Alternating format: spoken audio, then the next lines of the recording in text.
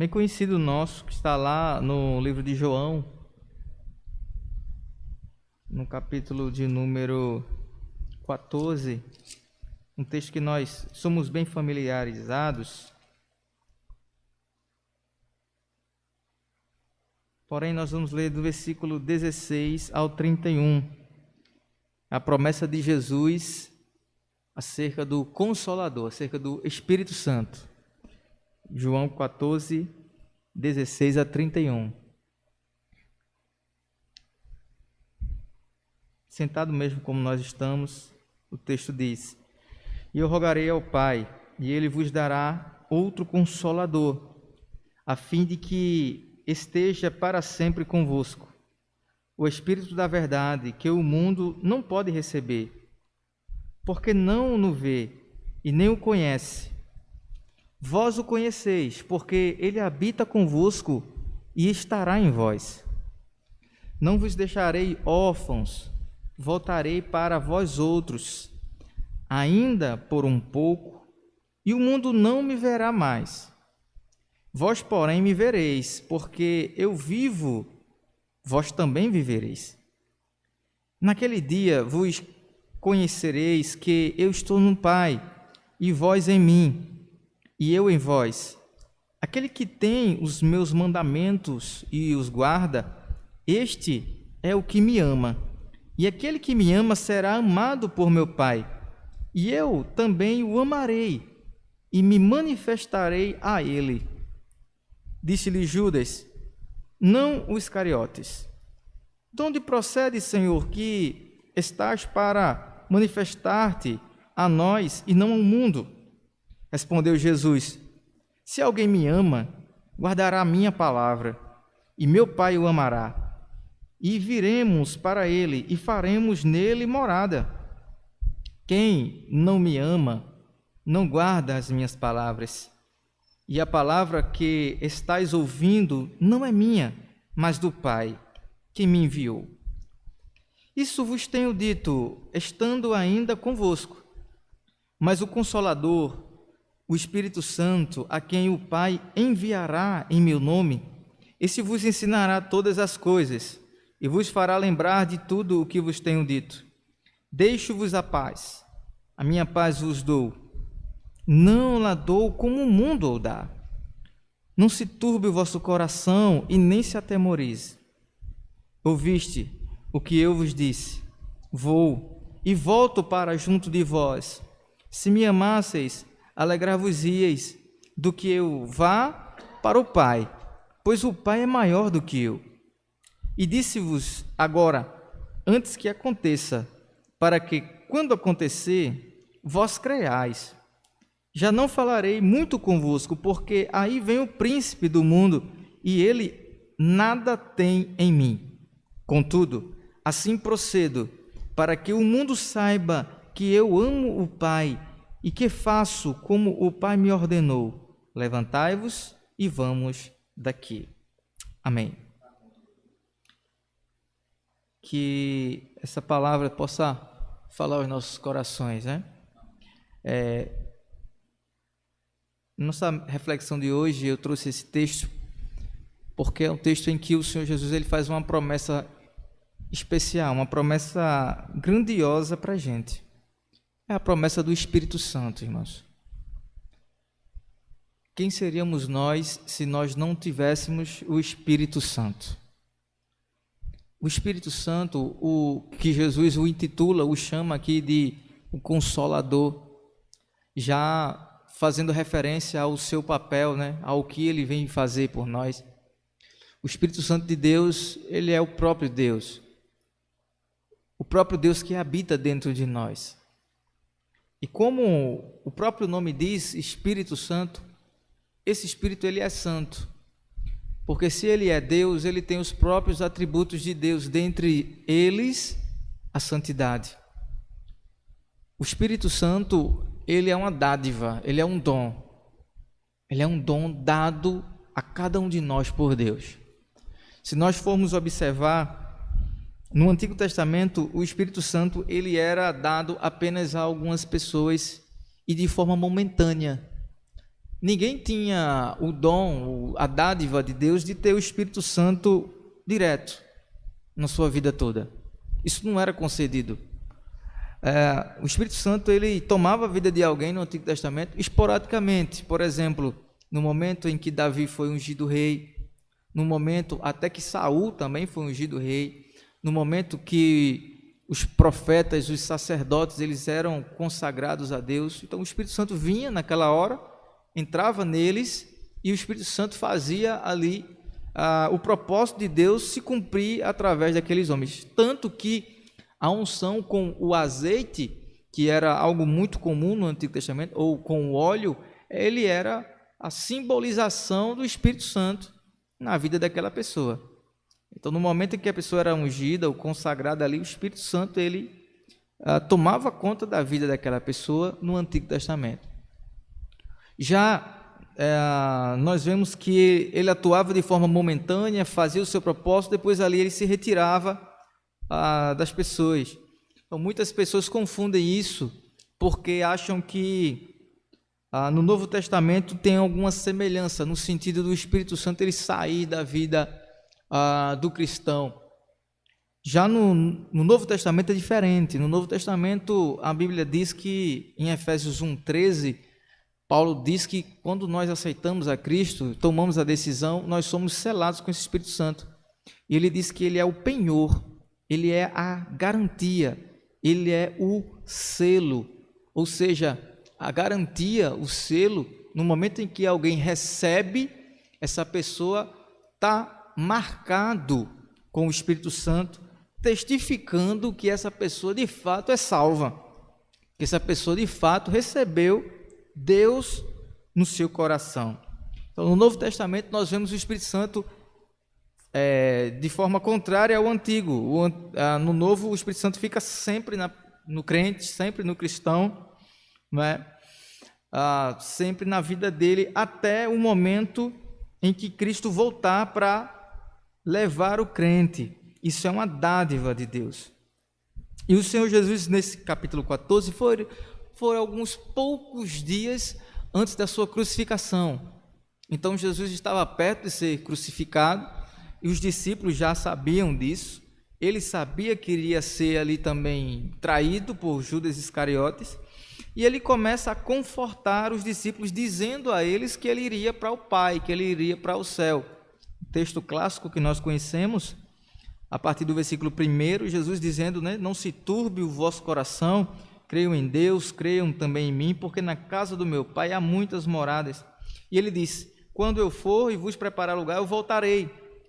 Em outras palavras, Jesus está dizendo aqui, não fiquem tristes, porque está chegando a hora de eu subir, eu vou para o céu, eu vou ter que carregar a cruz, morrer, mas eu vou voltar.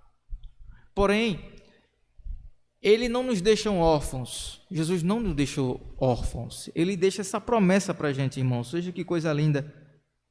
No versículo 16, ele fala, e eu rogarei ao Pai, e ele vos dará outro Consolador. Ele fala, outro Consolador, outra pessoa, a fim de que esteja para sempre convosco. Veja, o Espírito Santo aqui não fica mais momentaneamente. O Espírito Santo é outra pessoa, diferente do Senhor Jesus, outro Consolador, ele tem a mesma função de Cristo, de consolar, e ele está conosco para sempre. Vitalidade, durante toda a vida do cristão, durante toda a caminhada do cristão, o Espírito Santo está conosco. Jesus identifica quem é esse Espírito, é o Espírito da verdade, que o mundo não pode receber, porque não o vê e nem o conhece. Vós o conheceis, porque ele habita convosco e estará entre vós. Olha que coisa profunda, Jesus diz. O Espírito da verdade, que o mundo não pode conhecer. Só quem tem o Espírito Santo de Deus é um filho de Deus, um verdadeiro filho de Deus. Tanto que ele diz que o mundo não só não o conhece.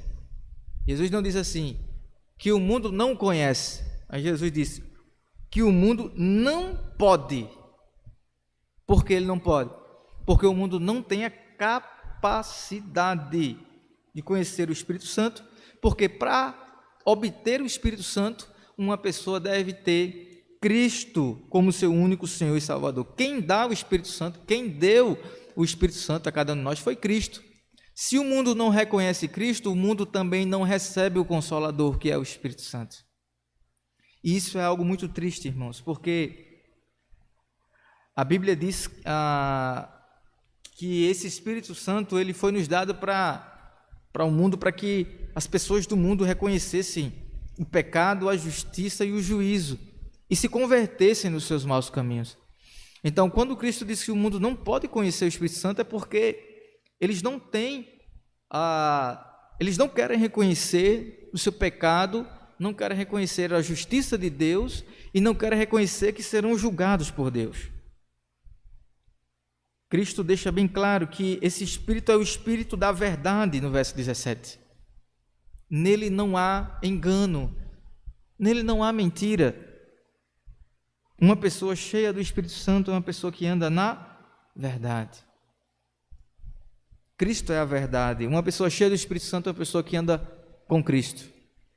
Uma pessoa cheia do Espírito Santo é uma pessoa que anda cheio da palavra de Deus, porque Jesus disse: conhecereis a verdade e a verdade vos libertará. Em João 17, Jesus diz que a palavra de Deus é a verdade. O texto que nós decoramos há poucos dias atrás. Santifica-os na verdade, a tua palavra é a verdade. Uma pessoa cheia do Espírito Santo é uma pessoa cheia da palavra de Deus. Uma pessoa cheia do Espírito Santo é uma pessoa cheia da presença de Deus. Esse Espírito que foi nos dado, irmãos, é algo tão importante, tão importante, tão importante, que sem ele nenhum de nós poderíamos ser salvos. Então, uma igreja, uma instituição religiosa que não crê no Espírito Santo, ela não é salva, porque se o Espírito é o penhor da salvação, se ele é o selo da salvação, como alguém poderá ser salvo se quando chegar no céu ela não tiver o selo de Cristo? Muitas pessoas acreditam que o Espírito Santo é simplesmente uma força, mas o apóstolo Paulo diz assim: não entristeçais o Espírito Santo, porque ele pode se entristecer, né? Não entristeçais o Espírito. Se o Espírito Santo fosse uma força não tem sentimentos, irmãos. Só uma pessoa pode ter sentimentos. Uma força não é onipotente. O Ananias e Safira, quando tentam enganar o apóstolo Pedro e os demais apóstolos, lá em Atos capítulo 5, quando Pedro chega para eles, Pedro diz assim: por que mentistes ao Espírito Santo? Por que mentistes para Deus? Ele coloca o Espírito Santo ali de como Deus, diretamente falando do Espírito Santo com atributos de Deus, acerca da onisciência de Deus, ele atribui aquilo ao Espírito Santo. Se o Espírito Santo fosse uma força, ele não teria conhecimento nem onisciência, ele não seria Deus. O Espírito Santo, ele é o responsável pelo qual nós não ficamos órfãos. Verifique comigo o versículo 18. Jesus diz: não vos deixarei órfãos, voltarei para vós outros, ainda por um pouco, e o mundo não me verá mais, vós, porém, me vereis, porque eu vivo, mas vós também vivereis. Não vos deixarei órfãos. Eu voltarei para vocês. Fiquem calmos, fiquem tranquilos. Uma palavra de Jesus aqui de calmaria, acalmar nosso coração, irmãos. Nosso coração turbulento, nosso coração tão corrido, né, do dia a dia. Jesus diz: não se preocupem, não se turbe esse coração, eu não vou deixar vocês órfãos. Vocês estarão com o Espírito Santo, ele vai consolar vocês até o dia da minha vinda, até o dia que eu vou voltar para buscá-los para o meu reino.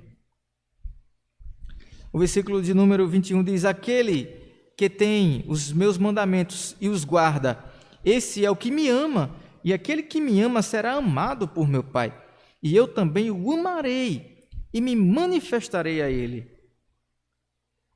Aqui ele fala dos mandamentos de Cristo. Aqui tem duas colocações muito importantes para a gente. Aquele que tem os meus mandamentos e os guarda. Esse é o que me ama. Amar a Cristo significa reter os mandamentos dele em nosso coração e guardar esses mandamentos. Isso significa amar a Cristo. Quando a gente guarda os mandamentos dele, quando nós vivemos o que ele diz, nós de fato mostramos que o amamos. Aquele que me ama será amado por meu Pai.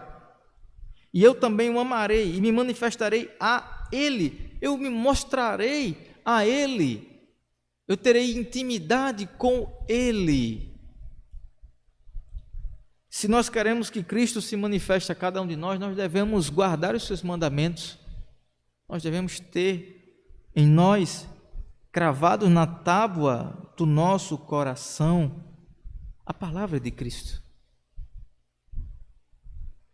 O problema é que a nossa rotina do século XXI nos sufoca, irmãos.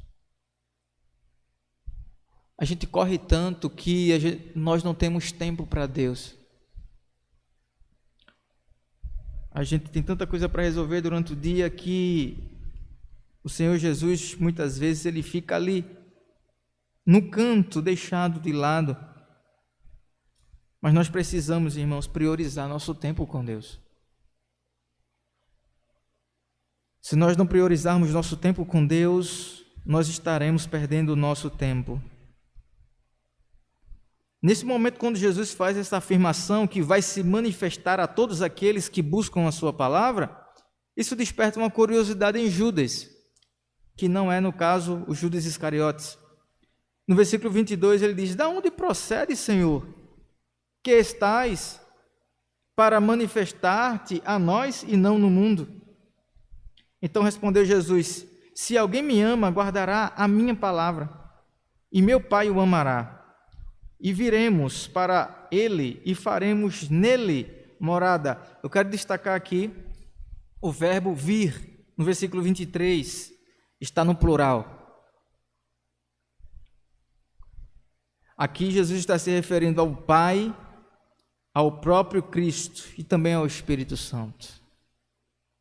Ele está dizendo aqui que se alguém ama, se alguém guarda a sua palavra, se alguém ama de fato a Cristo, Deus, na sua plenitude, ele faz morada dentro de nós. Ele mora dentro da gente.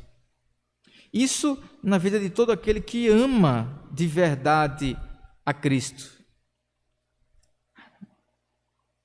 Judas aqui não entendeu direito que Jesus estava falando do futuro, porque Judas perguntou: "De onde procede que o Senhor está? O Senhor não está aqui? Como é que o Senhor vai se revelar a gente?" Jesus aqui estava falando do futuro, da sua segunda vinda. E de fato, ele virá para nos buscar. Quem não me ama não guarda as minhas palavras, e a palavra que estáis ouvindo não é minha, mas é do meu Pai. Perceba que amar para Cristo tem a ver com guardar os seus mandamentos e as suas palavras, né? Amar para Cristo aqui tem a ver com você respirar a palavra de Deus. Você comer a palavra de Deus. Você viver a palavra de Deus. Amar a Deus aqui está intrinsecamente ligado a viver uma vida pautada segundo a Escritura Sagrada. Os nossos irmãos puritanos do século XVII viviam assim também, né? Eles tinham muito essa colocação de viver para a glória de Deus significa viver uma vida 100% bíblica, buscar o máximo possível nos aproximar da palavra de Deus, da Escritura de Deus. Uma arma que o diabo tem usado muito se chama entretenimento. O entretenimento ele tem destruído muitos cristãos, porque hoje em dia, com o advento do WhatsApp, que não para, né? No caso do meu aqui, o dia inteiro o WhatsApp não para. Mensagens mais mensagens. O dia todo. Você vai para o Instagram, são vídeos e mais vídeos, entretendo, notícias, mais notícias. todo tipo de coisa para atrair a nossa atenção, né? A nossa atenção tem sido disputada como ouro. Você entra no YouTube, milhões de vídeos com as thumbnails bem chamativas para ver qual vídeo você vai abrir para você se alimentar do entretenimento. Televisão, filmes novos a cada semana, e com a pandemia isso aumentou muito. Irmãos, não se enganem, isso tem sido uma arma. Não estou dizendo que é errado nos entreter, não, muito pelo contrário. É até saudável nós termos um momento de entretenimento para não ficar só pensando em responsabilidades e problemas. Agora, a questão é que muitos cristãos têm partido para o lado do extremismo, têm gastado muito tempo do seu dia com essas coisas que são irrelevantes para a vida cristã. A pesquisa revelou que o Brasil ele é um dos países que mais consome as redes sociais do mundo. Ele está entre os primeiros. E essa pesquisa revela que o brasileiro hoje ele passa cerca de, em linhas gerais, né, uma média, ele passa cerca de 8 horas no celular por dia. Cerca de 8 horas por dia. Isso somando ali o tempo que a pessoa usa, depois coloca no lugar, depois volta, pega, usa de novo. Principalmente tem muitos brasileiros que quando vão dormir, pegam o celular e aí o sono vai embora, né? Porque a luz está acesa nos nossos olhos e aquilo ativa o nosso cérebro, né? E o nosso cérebro pensa que está de dia, em vez de achar que está de noite para a gente dormir. E a pessoa está cansado, 10h30, 11 horas, estou cansado. É quando se deita que ligou o celular, só vai dormir de 2, 3. Tem pessoas que viram a noite num celular, jogando jogos de telefone, olhando mídias sociais. E tudo isso tem tirado a atenção que nós devemos dar a Cristo, né? E o Espírito Santo fica bem encolhidinho dentro da gente, porque muitas vezes ele nos lembra que nós devemos orar, e muitas vezes ele nos lembra que nós devemos dobrar os joelhos, e a gente se esquece, irmãos, disso. E o diabo, entretenimento e mais entretenimento, e nós acabamos nos tornando crentes carnais, superficiais, crentes que sem intimidade com Cristo. Por isso, Jesus não se revela a muitos cristãos hoje.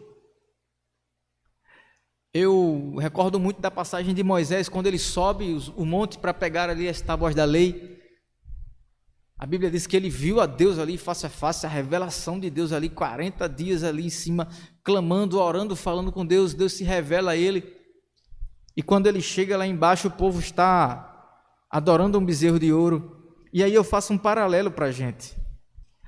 Uma pessoa que está na presença de Deus e uma pessoa que está longe de Deus. Aquele que está na presença de Deus, Deus se revela. Deus mostra a sua lei. Deus mostra aquilo que Ele quer. E aquele que está longe de Deus acaba caindo no engano, na idolatria, no distanciamento e no pecado.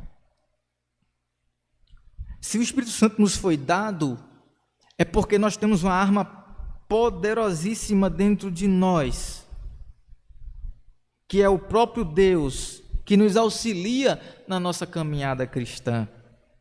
Então nós não podemos, irmãos, de maneira alguma, deixar o Espírito Santo triste. E nós também temos que ter cuidado para nós não entristecermos o Espírito Santo, muitas vezes até dentro do nosso irmão ou irmã. Muitas vezes nosso irmão está cheio do Espírito Santo e a gente vai e entristece.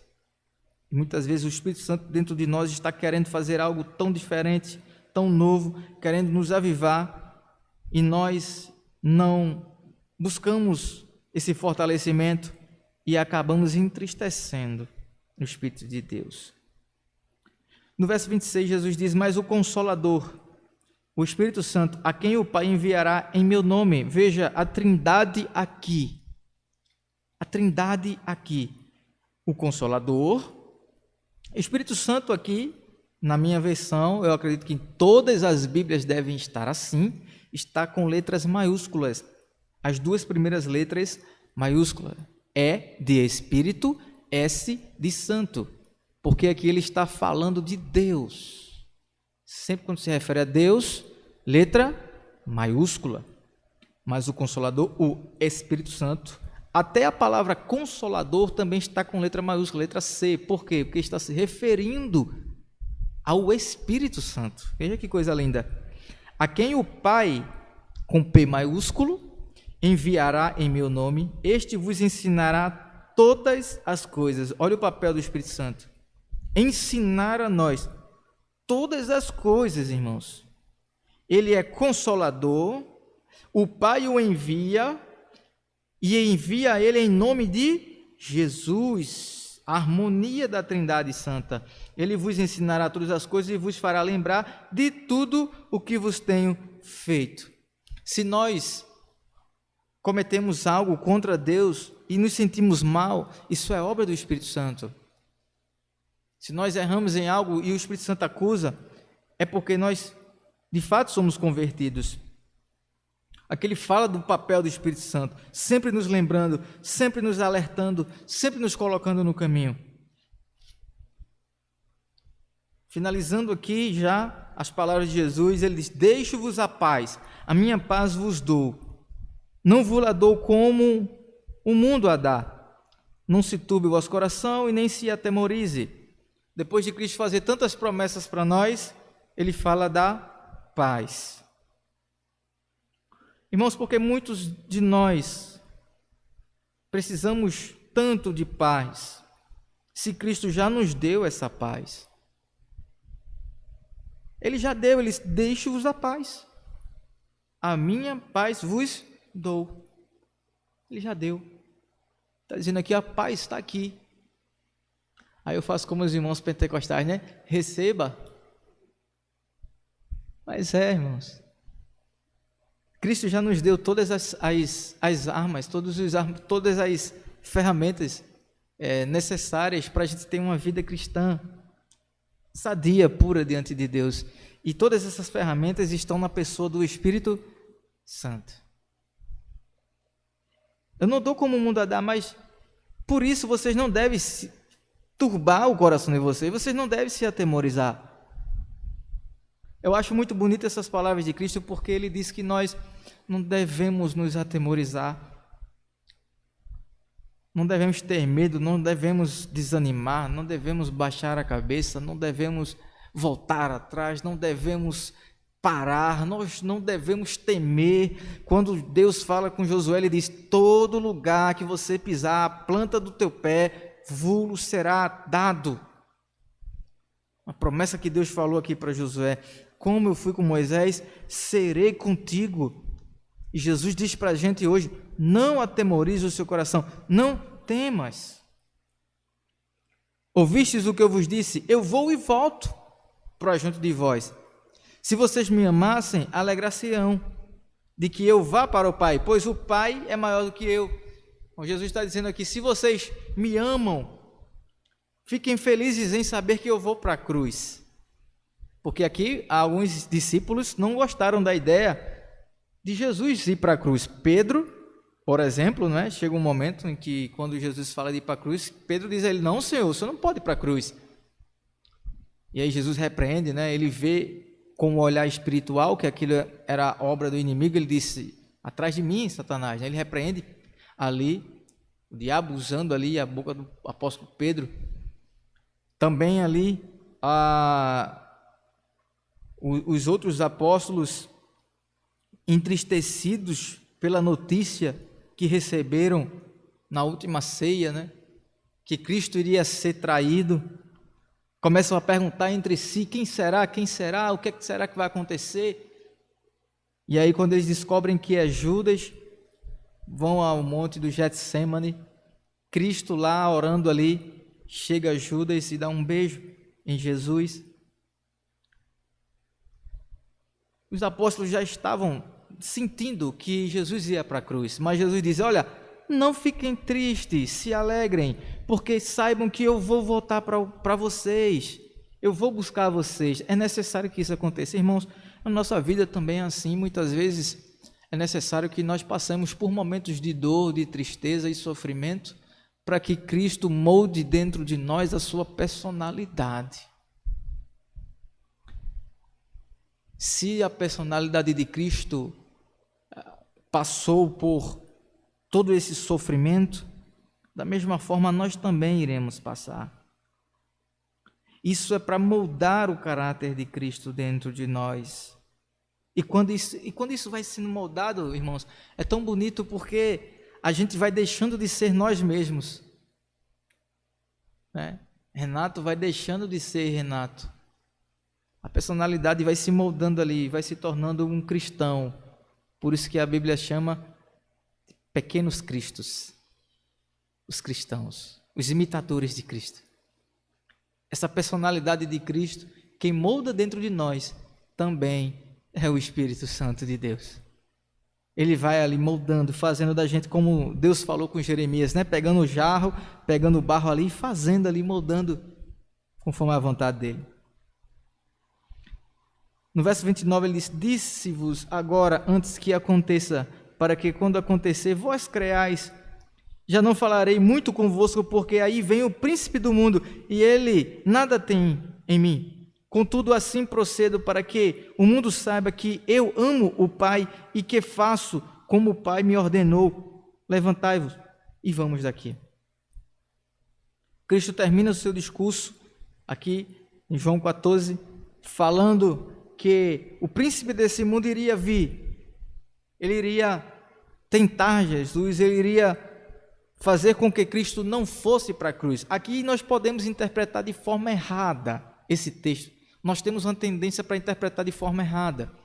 Quando Cristo fala que o príncipe desse mundo vem, ele não está falando que o príncipe do mundo iria obrigá-lo a carregar uma cruz, que o príncipe do mundo iria fazer ele sofrer. Não. Cristo mesmo disse que ele entregou a sua própria vida pelas ovelhas. Não foi o diabo quem fez Jesus carregar a cruz. Não foi o diabo quem forçou Jesus a nada, irmãos. Quando ele fala aqui que o príncipe desse mundo viria, né? E ele nada tinha com Cristo, Cristo aqui ele está falando da tentação que Jesus iria passar em não ir para a cruz. Era exatamente o contrário. A tentação que Cristo iria ser tentado a desistir da cruz. E não se enganem, mas o diabo tentou Jesus. Inclusive nós citamos agora há pouco o apóstolo Pedro, né? Também Jesus faz essa citação, muito provavelmente voltado para Judas ali, né? Que foi usado pelo inimigo para trair a Cristo, fazendo de uma forma que Jesus se sentisse também tentado a desistir da sua jornada da cruz. Mas Satanás não teve poder nenhum de crucificar a Cristo. Na verdade, quando Cristo foi crucificado ali naquela cruz, quem ficou preso naquela cruz foi o próprio diabo, para sempre, e Cristo ressuscitou. Por quê? Porque quando eu digo isso, eu estou dizendo que o diabo agora ficou preso, o seu poder agora não tem mais poder sobre nós, ele não tem mais como condenar a nenhum de nós. A cruz não condenou a Cristo, Cristo venceu a cruz. Na verdade, a cruz, ela neutralizou o poder do diabo, ela neutralizou a condenação de Satanás na nossa vida. Contudo, assim procedo para que o mundo saiba que eu amo o Pai e que faço como o Pai me ordenou. Olha aqui a obediência de Cristo. Ele diz: eu estou procedendo assim, eu irei para a cruz, eu vou deixar vocês por um tempo, mas eu vou deixar o Espírito Santo com vocês, eu vou proceder assim porque eu amo o Pai. Cristo carregou aquela cruz porque nos amou, sim, amou o mundo, mas também por amor ao Pai. Se o Pai nos pedisse nessa noite algo muito difícil de fazer, nós faríamos por amor a Ele. Cristo fez algo muito difícil de fazer por amor a nós, mas também por obediência e amor ao Pai. Isso mexe demais com a gente, irmãos. Isso mexe muito com a gente, porque quando a gente começa a observar isso, meu Deus, Cristo foi obediente como um cordeiro calado, né? na cruz, tudo isso por amor. E até no momento em que ele estava na cruz, que ele disse: Pai, por que me abandonaste? Até naquele momento ali, o seu amor era tão grande que ele não desceu da cruz. Ele decidiu, ele quis, ele se entregou e ele permitiu este abandono momentâneo do Pai para que ele morresse, para que ele viesse como homem e depois fosse glorificado novamente. Tudo isso por obediência ao Pai para a remissão dos nossos pecados. Tudo eu faço como o Pai me ordenou. Tudo isso aqui foram mandamentos de Deus. O Espírito Santo em nós, Deus, quem dá o Espírito Santo através do nome de Jesus, né? A obra da salvação, o selo de nós, né? A obediência de Cristo ao Pai por amor a nós, a obediência do Espírito Santo também ao Pai, que foi enviado para ficar dentro de nós, o consolo do Espírito Santo dentro da gente. Todas essas palavras, tudo isso que Jesus falou, irmãos, é de fato obras vindas de Deus para a nossa edificação. E edifica mesmo. Parece que transforma a gente, né? Quando essa palavra ela entra no coração, parece não, né? Transforma de fato, né? Isso é verdade, isso é verídico. Essa palavra transforma a gente. Perceba que no começo do capítulo 14, Jesus disse: não se turbe o vosso coração. E no final do capítulo 14, ele também diz: não se turbe o vosso coração. Né? No primeiro versículo, né? E no versículo 27, deixo-vos a paz, a minha paz vos dou, não dou como o mundo a dá, não se turbe o vosso coração e nem se atemorize. Que palavra linda, né? No começo do discurso, Jesus dá o tema da mensagem, o tema da pregação. Não fiquei com medo. E no final de todas as orientações, ele lembra de novo: não se turbe o vosso coração. Não deixe o coração atemorizar, ter medo. Não deixe o coração se deixar levar. Eu estou com vocês. E a prova é tão tal que o Espírito Santo está dentro de vocês. Que essa palavra possa edificar nossos corações nessa noite. Amém. Nós iremos encerrar esse culto. Nós vamos orar e vamos encerrar louvando. Depois do louvor,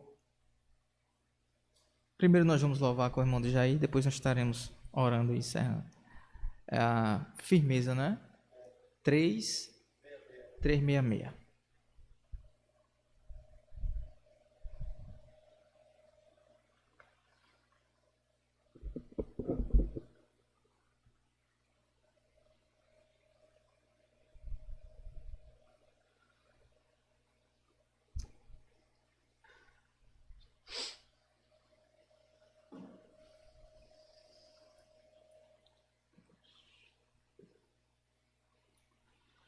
Em nada ponho a minha fé, senão na graça de Jesus, no sacrifício remidor, no sangue do bom Redentor. A minha fé e o meu amor estão firmados no Senhor, estão firmados no Senhor. Se lhe não posso a face ver, na sua graça vou viver. Em cada transe sem falhar, sempre dele confiar. A minha fé e o meu amor estão firmados no Senhor, estão firmados no Senhor. Seu juramento é muito leal, abriga-me no temporal. Ao vir cercar-me a tentação, é Cristo a minha salvação. A minha fé e o meu amor estão firmados no Senhor, estão firmados no Senhor. Assim que o seu clarim soar, irei com ele me encontrar e gozarei da salvação. A minha fé e o meu amor estão firmados no Senhor, estão firmados no Senhor.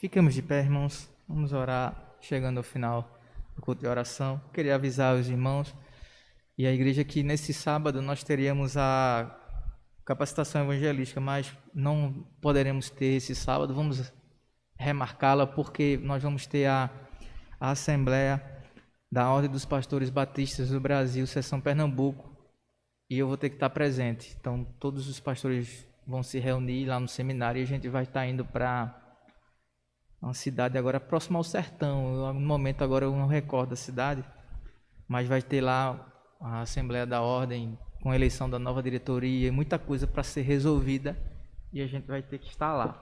Então nós... Arco Verde, isso mesmo, irmão Isaldo.